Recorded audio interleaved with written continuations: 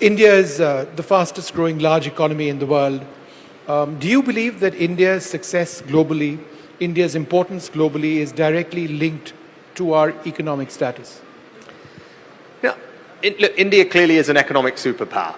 If you think about it, in the last few decades, it's tripled its share of global GDP, which itself is an extraordinary thing to say. But I'll give you maybe a different example of illustrating the power, which talks to the economics, but also broadly. For the first time in I think about 100 years, in 2028, cricket is going to be an Olympic sport again.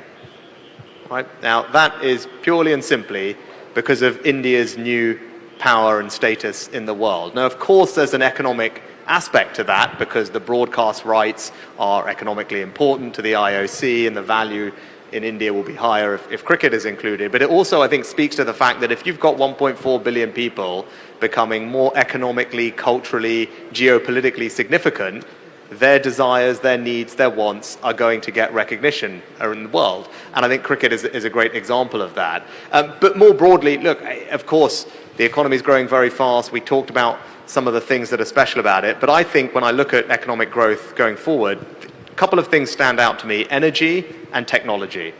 We talked about AI, and India is very well placed in AI, but AI is an energy-hungry innovation. You need energy to power these data centers, which is why the energy plan that is in place in India, I think, is so important.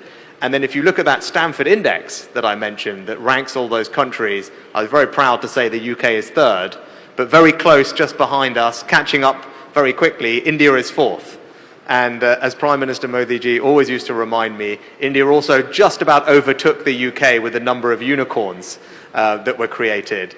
And that is a sign of, I think, the technical capability of the population here. Actually, Dario Amodei, who's the founder of Anthropic, the company that I provide some advice for, was recently in India just a few days ago, and he was completely struck by the talent of the young entrepreneurs working on applications for AI to make sure that they have an impact here in India. So I think, look, there's a very exciting future economically, but I think it goes broader than that, and I think cricket is a good example. Speaking of